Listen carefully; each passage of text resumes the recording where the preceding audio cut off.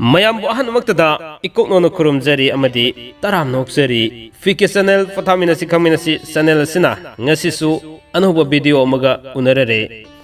ꯆꯠꯂꯤꯕ ꯆꯍꯤ ꯑꯁꯤꯒꯤ ꯍꯥꯏꯕꯗꯤ ꯏꯪ 2025 ꯑꯁꯤꯗꯒꯤ ꯍꯧꯔꯛꯄꯗꯒꯤ ꯍꯧꯅ ꯃꯤꯌꯥꯝꯗ ꯈꯨꯗꯣꯜ ꯇꯝꯖꯗꯨꯅ ꯂꯥꯛꯄ ꯊꯥꯒꯤ ꯑꯣꯏꯕ ꯔꯥꯁꯤꯐꯣꯜ ꯈꯨꯗꯣꯜ ꯇꯝꯖꯅꯕꯒꯤꯗꯃꯛ ꯉꯁꯤ ꯖꯨꯟ ꯊꯥ ꯑꯁꯤꯒꯤ ꯑꯣꯏꯕ ꯍꯥꯏꯕꯗꯤ ꯆꯠꯂꯤꯕ ꯊꯥ ꯖꯨꯟ ꯊꯥ ꯑꯁꯤꯒꯤ ꯑꯣꯏꯕ ꯔꯥꯁꯤꯐꯣꯜꯁꯤ ꯈꯪꯃꯤꯟꯅꯕꯒꯤ ꯇꯟꯖꯥꯗꯨ ꯂꯧꯃꯤꯟꯅꯁꯤ ꯍꯥꯏꯗꯨꯅ ꯄꯨꯗꯨꯅ ꯂꯥꯛꯆꯔꯤ तोंगान तोंगानब राशिफोल तरानिथोय हाबिदि मेष राशिफोलदगी हौजरे हारगा अरोइबा मीन राशिफोल फावगी राशिफोल सिदा जुन थासिदा करी करी फोल लेरी अमदि हारिबा थासिदा महिरोय सिंगी ओइबना करी फोल लेरी पाखंग लेसाबि सिंगी ओइबना करी फोल लेरी हाइबा खुदिमक खंगमिनबगी तंजा लौमिनसी कुदोल तमजगे फिके चैनल पथामिनसी खंगमिनसी चैनल सिना थागी ओइना पुथोकसबा राशिफोलदा चलिबा था जुन थासिगी ओइबा राशिफोल करी करी लेरी हाबदो खंगमिनबगी तंजा लौमिनसी कुदोल तमजगे मियंग तमिनसी अवै पापा के channel subscribe the view please फॉर आई होजिक राशिफोल दा माय ओनचिन मेनबगी तंजा दो यामदगी इजगे अहन बसी मेष राशिफोल होजगे मेष राशिफोल की ओइना चलिबा था जुन था सिदा हक्सांग यामना नुवाइबा था ओइगनी अदुबो थबक सिनमनबदगी पुकनिंग नुवाइतबा खरा पोकसु याबो था ओइगनी इमुंग मनुंगा पुन्ना चामिन तकमिनबा फंगजबा अमदि मरा तपना पानबा ngamjaba था ओइगनी सेल थुंगी मतंगदा मिंगोन पिथोकपा नत्रगा मिंगोनगी लौरुबा फोइना कानाबा लेरोय अफबसु ओइरोय ललुनिदि की हिरमदा सेंदोंग साउना लेगनी मी कोनबा यामना हैबा मरमदगी नगना लोइनबा मियोयसिंग मरुओइना इमुंग मनुंगना यामना नुंगसीबे हेंगलकपा मतम ओइगनी थबक तौबा सिंगी ओइरबदी यामना फम अहेनबा काखतपा था ओइगनी जुन थागी ओइना मेष राशिफोल सिदा महिरोय सिंगी ओइना महैदा यामना माइ पाकजबा थानी अदुगा पाखंग लेसाबि सिंगी ओइनादी नुंगसी पंथंग तांजबा ngamjaba था ओइगदरी अनिसुबदा वृष राशिफोल हमजगे चलिबा था जुन था सिगी ओइना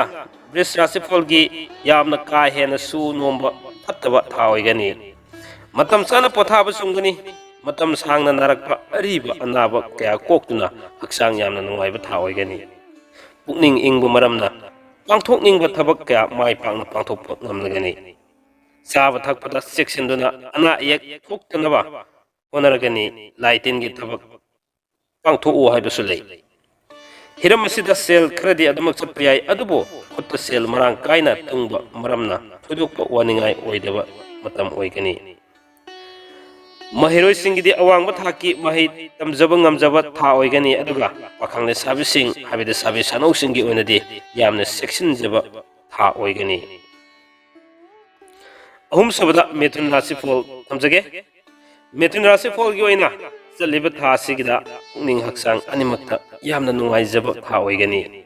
मरमसिना करिसु नतबा वाफमना पुकनिंगबु वाहनबो होनबा सुमदबा था ओइगनी मरमदी पुकनिंग वारबदी हक्सांग सुनिंगाइसु ओइ असुम अरान अमसुंग अफफता मुन्ना खंगबा मिसक अमा ओइबा मरमना हिरम खुदिमक्ता माइ पाकलकपा याबा था ओइगनी ललुनिदि की हिरमदा सेल थादबा सेंदोंग खर लैबा वातकनी कानाबा खर वातकनी अदुगा लंजासिदा महांगना तौगे खनगिबा थबकतो खुदक्ता खंथौदना तौखिबा तारगदी अफबा ओइदबा था ओइगनी अरिबा अरुनबा वाफम कया कांथोलकपदगी नुंगाइतबा खरसो मायोकनबा याय महिरोय सिंगिदि कन्ना होनजबा ngamjaba थानी पाखंगले साबे सिंगी ओइनदी खंथबा मतम ओइगदरी मरीसुबदा कर्कर राशिफोल की ओइना थासिदा पुकनिंग सोंथबा मरमदगी इसागी असौबा फाथबा वागनी फिबम अदु उबदा नगना लोइनबा मुरुक मपांग अमसुंग इमुंग मनुंग मियोइसिंगना अंगपा पोकनगनी अतोपा मियोइसिंगना पुकनिंगी अरोनबा वा क्या हाइदोको फत्ते थासिदा अहल लमन सिंगी मतेंगदगी सेल थुंगी अवाबा मायोकनरक गनी वाफम असिना मरम ओइदुना पुकनिंग नुवाइतबा नतना ꯄꯥꯡꯊꯣꯛꯅꯤꯡꯕ ꯊꯕꯛ ꯀꯌꯥ ꯃꯥꯏ ꯄꯥꯛꯅ ꯄꯥꯡꯊꯣꯛꯄ ꯉꯝꯂꯣꯏ꯫ ꯃꯍꯩꯔꯣꯏꯁꯤꯡꯒꯤ ꯑꯣꯏꯅ ꯀꯟꯅ ꯍꯣꯠꯅꯖꯒꯦ ꯈꯟꯕ ꯃꯇꯝꯗ ꯏꯃꯨꯡꯗ ꯑꯄꯟꯕ ꯀꯌꯥ ꯂꯩꯕ ꯃꯇꯝ ꯑꯣꯏꯒꯅꯤ꯫ ꯄꯥꯈꯪ ꯂꯩꯁꯥꯕꯤꯁꯤꯡꯒꯤ ꯑꯣꯏꯅꯗꯤ ꯆꯦꯛꯁꯤꯟꯖꯕ ꯌꯥꯝꯅ ꯐꯕ ꯊꯥꯅꯤ꯫ ꯃꯊꯪꯗ ꯁꯤꯡꯍ ꯔꯥꯁꯤꯐꯣꯜ ꯊꯝꯖꯒꯦ꯫ ꯁꯤꯡꯍ ꯔꯥꯁꯤꯐꯣꯜꯒꯤ ꯑꯣꯏꯅ ꯖꯨꯟ ꯊꯥꯁꯤꯗ ꯍꯛꯆꯥꯡ ꯅꯨꯡꯉꯥꯏꯕ ꯃꯔꯝꯗꯒꯤ ꯑꯅꯧꯕ ꯊꯕꯛ ꯀꯌꯥ ꯃꯥꯏ ꯄꯥꯛꯅ ꯄꯥꯡꯊꯣꯛꯄ ꯉꯝꯂꯒꯅꯤ꯫ ꯇꯨꯡꯒꯤ ꯌꯥꯏꯐꯅꯕꯒꯤꯗꯃꯛꯇ ꯑꯅꯧꯕ ꯂꯧꯁꯤꯡ ꯀꯌꯥ ꯄꯨꯊꯣꯛꯇꯨꯅ ꯆꯥꯎꯈꯠ ꯊꯧꯔꯥꯡ ꯀꯌా ꯄꯥꯏꯈꯠꯄ ꯃꯇꯝꯅꯤ꯫ ꯍꯤꯔꯝ ꯑꯁꯤꯗ ꯍꯩꯁꯤꯡꯅ ꯁꯦꯜ ꯊꯥꯗꯒꯅꯤ꯫ ꯀꯅꯥꯒꯨꯝꯕ ꯑꯔꯤꯕ ꯃꯔꯨꯞ ꯅꯠꯇ꯭ꯔꯒ ꯅꯛꯅꯕ ꯃꯤꯑꯣꯏꯁꯤꯡꯅ ꯅꯝꯊꯥꯛ ꯇꯧꯈꯤꯒꯗ꯭ꯔꯥ ꯍꯥꯏꯅ ꯄꯨꯛꯅꯤꯡꯗ ꯆꯤꯡꯅꯕ ꯑꯗꯨꯃꯛ ꯄꯣꯛꯄ ꯌꯥꯏ꯫ ꯊꯥꯁꯤꯗ ꯍꯥꯏꯕꯗꯤ ꯖꯨꯟ ꯊꯥꯁꯤꯗ ꯁꯤꯡꯍ ꯔꯥꯁꯤꯐꯣꯜꯒꯤ ꯑꯣꯏꯅ ꯌꯥꯝꯅ ꯌꯦꯛꯅꯕ ꯃꯥꯏꯊꯤꯕ ꯄꯤꯕ ꯉꯝꯕ ꯊꯥꯗꯤ ꯑꯣꯏꯒꯅꯤ꯫ ꯑꯗꯨꯕꯨ ꯏꯃꯨꯡꯒꯤ ꯁꯃꯁ꯭ꯌꯥ ꯀꯌꯥ ꯑꯃꯗꯤ ꯃꯥꯌꯣꯛꯅꯒꯅꯤ꯫ ꯊꯕꯛꯀꯤ ꯃꯔꯤꯗ ꯐꯝ ꯀꯥꯕꯗꯤ ꯂꯩꯒꯅꯤ꯫ ꯃꯍꯩꯔꯣꯏꯁꯤꯡ ꯃꯄꯥꯟꯗ ꯃꯍꯩ ꯃꯁꯤꯡ ꯇꯝꯕ ꯆꯠꯄꯗ ꯌꯥꯝꯅ ꯀꯥꯟꯅꯖꯕ ꯊꯥꯅꯤ꯫ ꯄꯥꯈꯪ ꯂꯩꯁꯥꯕꯤꯁꯤꯡꯒꯤ ꯑꯣꯏꯅꯗꯤ ꯅꯨꯡꯁꯤ ꯄꯟꯊꯨꯡ ꯇꯥꯟꯖꯕ ꯉꯝꯖꯕ ꯊꯥꯅꯤ꯫ ꯃꯊꯪꯗ ꯀꯟꯌꯥ꯫ ꯀꯟꯌꯥ ꯔꯥꯁꯤꯐꯣꯜꯒꯤ ꯑꯣꯏꯅ ꯄꯨꯛꯅꯤꯡ ꯍꯛꯆꯥꯡ ꯑꯅꯤꯃꯛ ꯅꯨꯡꯉꯥꯏꯕ ꯃꯇꯝꯅꯤ꯫ ꯑꯗꯨꯕꯨ ꯄꯨꯛꯅꯤꯡ ꯑꯋꯥꯕꯅ ꯉꯝꯍꯟꯗꯅꯕ ꯍꯣꯠꯅꯕ ꯌꯥꯝꯅ ꯐꯕꯅꯤ꯫ ꯌꯥꯝꯅ ꯈꯟꯊꯕ ꯇꯧꯒꯦ ꯈꯟꯕ ꯊꯕꯛꯇ ꯈꯟꯊꯔꯒ ꯇꯧꯕ ꯊꯕꯛ ꯌꯥꯝꯅ ꯐꯩ꯫ ꯅꯠꯇ꯭ꯔꯕꯗꯤ ꯍꯛꯆꯥꯡꯗ ꯑꯀꯥꯏꯕ ꯀꯌꯥ ꯂꯥꯛꯀꯅꯤ꯫ ꯑꯐꯕ ꯆꯤꯟꯖꯥꯛ ꯆꯥꯕ ꯑꯃꯁꯨꯡ ꯍꯛꯆꯥꯡ ꯁꯥꯖꯦꯜ ꯆꯥꯡ ナꯏꯅ ꯇꯧꯗꯨꯅ ꯅꯥꯗ ꯌꯦꯛꯇꯅ ꯂꯩꯅꯕ ꯍꯣꯠꯅꯕ ꯌꯥꯝ ꯆꯨꯝꯒꯅꯤ꯫ ꯖꯨꯟ ꯊꯥ ꯑꯁꯤꯗ ꯁꯦꯜ ꯆꯪꯉꯨ ꯍꯥꯏꯕꯁꯨ ꯂꯩꯒꯅꯤ꯫ ꯑꯗꯨꯕꯨ ꯁꯦꯜ ꯆꯪꯕꯒꯤ ꯃꯇꯤꯛ ꯆꯥꯗꯤꯡꯁꯨ ꯑꯗꯨꯃꯛ ꯍꯦꯟꯅ ꯂꯥꯛꯀꯅꯤ꯫ ꯃꯔꯝ ꯑꯁꯤꯅ ꯁꯦꯜ ꯁꯤꯖꯤꯟꯅꯕ ꯃꯇꯝꯗ ꯇꯨꯡꯒꯤꯗꯃꯛ ꯌꯦꯡꯗꯨꯅ ꯍꯩꯁꯤꯡꯅ ꯆꯠꯄ ꯆꯨꯝꯒꯅꯤ꯫ ꯃꯍꯩꯔꯣꯏꯁꯤꯡ ꯃꯥꯏ ꯄꯥꯛꯀꯅꯤ꯫ ꯑꯗꯨꯒ ꯄꯥꯈꯪ ꯂꯩꯁꯥꯕꯤꯁꯤꯡꯒꯤ ꯑꯣꯏꯅꯗꯤ ꯅꯨꯡꯁꯤ ꯄꯟꯊꯨꯡ ꯇꯥꯟꯕ ꯉꯝꯖꯕ ꯊꯥꯅꯤ꯫ ꯃꯊꯪꯗ ꯇꯨꯂꯥ꯫ ꯇꯨꯂꯥ ꯔꯥꯁꯤꯐꯣꯜꯒꯤ ꯑꯣꯏꯅ ꯖꯨꯟ ꯊꯥ ꯑꯁꯤꯗ ꯍꯛꯆꯥꯡ ꯅꯨꯡꯉꯥꯏꯕ ꯊꯥꯅꯤ꯫ ꯃꯔꯝ ꯑꯁꯤꯅ ꯄꯥꯡꯊꯣꯛꯅꯤꯡꯕ ꯊꯕꯛ ꯀꯌꯥ ꯃꯥꯏ ꯄꯥꯛꯅ ꯄꯥꯡꯊꯣꯛꯄ ꯉꯝꯖꯕ ꯊꯥꯅꯤ꯫ ꯏꯁꯥꯒꯤ ꯄꯥꯡꯒꯜ ꯑꯃꯁꯨꯡ ꯊꯥꯖꯕ ꯍꯦꯟꯒꯠꯂꯛꯄ ꯃꯔꯝꯗꯒꯤ ꯄꯨꯟꯁꯤꯒ ꯃꯔꯤ ꯂꯩꯅꯕ ꯃꯔꯨꯑꯣꯏꯕ ꯋꯥꯔꯦꯞ ꯀꯌꯥ ꯂꯧꯕ ꯉꯝꯂꯒꯅꯤ꯫ ꯈꯨꯠꯇ ꯁꯦꯜ ꯃꯔꯥꯡ ꯀꯥꯏꯅ ꯄꯥꯏꯗꯕꯗꯒꯤ ꯄꯨꯛꯅꯤꯡ ꯈꯔ ꯂꯥꯡꯇꯛꯅꯕ ꯌꯥꯏ꯫ ꯑꯗꯨꯕꯨ ꯈꯪꯍꯧꯗꯅ ꯃꯥꯏꯀꯩ ꯀꯌꯥꯗꯒꯤ ꯁꯦꯜ ꯆꯪꯂꯛꯇꯨꯅ ꯑꯁꯤꯟꯕ ꯀꯌꯥ ꯀꯣꯛꯂꯒꯅꯤ꯫ ꯑꯗꯨꯒ ꯆꯠꯄꯒꯤ ꯆꯥꯡꯁꯨ ꯑꯗꯨꯃꯛ ꯂꯩꯒꯅꯤ꯫ ꯑꯋꯥꯠꯄꯒꯤ ꯁꯔꯨꯛꯁꯨ ꯂꯣꯏꯕ ꯅꯥꯏꯔꯣꯏ꯫ ꯑꯆꯧ ꯑꯁꯥꯡꯁꯤꯡꯒ ꯂꯣꯏꯅꯧ ꯍꯥꯏꯕꯁꯨ ꯂꯩꯒꯅꯤ꯫ ꯃꯍꯩꯔꯣꯏꯁꯤꯡꯒꯤ ꯑꯣꯏꯅꯗꯤ ꯍꯦꯟꯅ ꯐꯒꯠꯅꯕ ꯍꯣꯠꯅꯕ ꯌꯥꯝꯅ ꯀꯥꯟꯅꯖꯕ ꯊꯥꯅꯤ꯫ ꯄꯥꯈꯪ ꯂꯩꯁꯥꯕꯤꯁꯤꯡ ꯁꯥꯕꯤ ꯁꯥꯅꯧꯁꯤꯡꯒꯤ ꯑꯣꯏꯅ ꯅꯨꯡꯉꯥꯏꯖꯕ ꯃꯇꯝꯅꯤ꯫ ꯃꯊꯪꯗ ꯕ꯭ꯔꯤꯁꯤꯛ꯫ ꯕ꯭ꯔꯤꯁꯤꯛ ꯔꯥꯁꯤꯐꯣꯜꯒꯤ ꯑꯣꯏꯅ ꯖꯨꯟ ꯊꯥ ꯑꯁꯤꯗ ꯄꯨꯛꯅꯤꯡ ꯋꯥꯕ ꯍꯦꯟꯃꯜꯂꯕꯗꯤ ꯍꯛꯆꯥꯡꯗ ꯑꯀꯥꯏꯕ ꯀꯌꯥ ꯂꯥꯛꯄ ꯌꯥꯏ꯫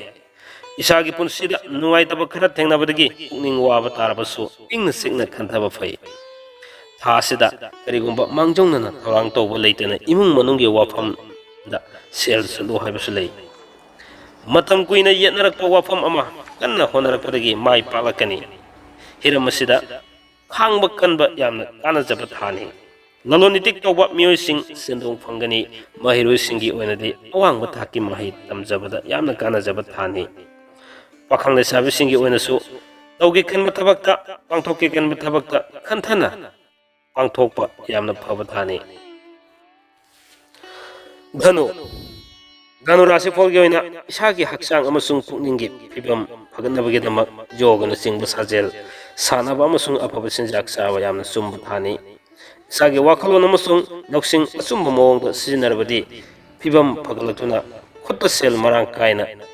ꯇꯨꯡꯖꯕ ꯉꯝꯖꯕ ꯊꯥꯅꯤ꯫ ꯏꯀꯨꯏ ꯀꯨꯏꯗꯅ ꯈꯨꯗꯣꯡꯆꯥꯕ ꯀꯌꯥꯃꯔꯨꯝ ꯐꯪꯉꯨ ꯍꯥꯏꯕꯁꯨ ꯂꯥꯛꯀꯅꯤ꯫ ꯑꯗꯨꯒ ꯃꯥꯡꯖꯕ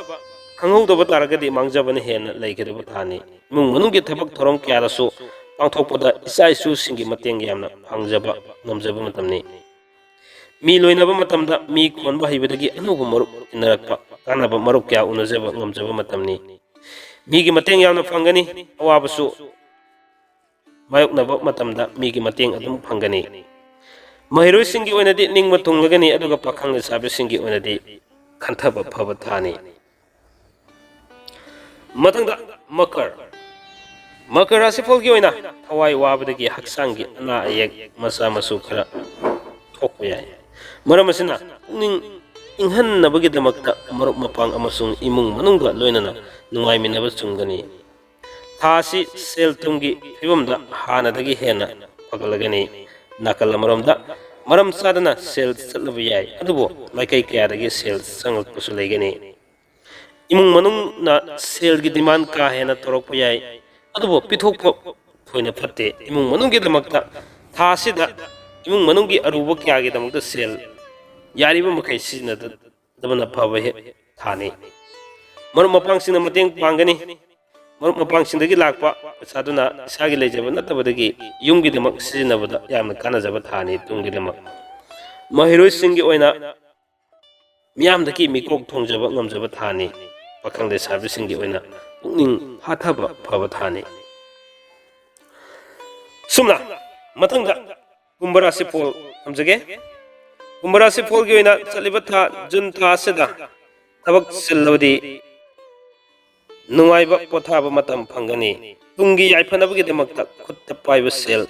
hai sing sinaduna are matam manghandanaba honaba sumgani hiram asida munna khanthaduna sunaba thorang ama paikhatpa pai pandam asi phangnaba honabada khudong sadaba kharadi adamak mayoknarakani adubo khangba khanbana tungi nungaigani marup mapang amasung imung manung ikai kumnagani saisu anayak thokpayai mahiroi singi oinadi unsida ahongba kya laklagani pakhang sabi singi oinadi section jaba phaba thani asumna channel asina chaliba sahi ingna singaniga kunmanga gi sahi sidigi hoduna tha gi oiba rasifol khudul tamjaba horokpogi manung chandanga sei jun tha sigi oiba thamjari ba rasifol sigi aroibada min rasifol tamjage min rasifol da chaliba tha sigi ona habiri jun tha sida haksang gi phibam pagalakpa yamna leigani mirak tindana nungai minaba amasung sana khunabana singba yawningbagi apamba ngamjagani kan honajabadagi khutta sel marang kaina adamak tungmusu khara khara ngamjagani imung manung nungsi sanana amasung mara tamna panba ngamjaba thani thabakki marida ithak thongwa singi poktaktagi pham kabasu ngamjagani ahalamal singna yamna sanbigani lam chatpada oja oithak kya phango haibasu lei matham kuina tinarodraba marup mapang singa unaraba yai mahiroi singi oinadi mahida mai paklagani pakhang le sabi singi oinadi nuksi panthung tanjaba mai paksaba thani asumna thamjariba jun tha sigi oiba rasi policy matang asoida tension janabagi tanjado yorokle mathang tha July tha gi so amuk rasi folama semna nabagi dama honajage amadi tongan ba video kya semba ngamnaba honajarake habu wafamde thamjaraga ngasigi jun tha gi oiba rasi policy matang asoida tension jage punamukpu loibu fabu tabi ba amadi miyeng tabi bagi dama namkhai leitena thagasaba phondokchari kanglei pakna yai fore